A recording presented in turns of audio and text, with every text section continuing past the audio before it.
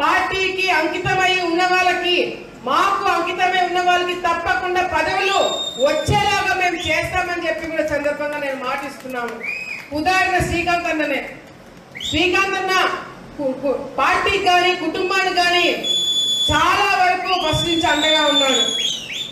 నేను లోకేష్ దగ్గరికి శ్రీకాంత్ అన్నని తీసుకుపోయి ఫస్ట్ నుంచి అన్న చేసినవన్నీ కూడా ఒక ప్రొఫైల్ తీసుకుపోయి లోకేష్ అన్నకి ఇచ్చినాం, చంద్రబాబు నాయుడు గారికి ఇచ్చినాం.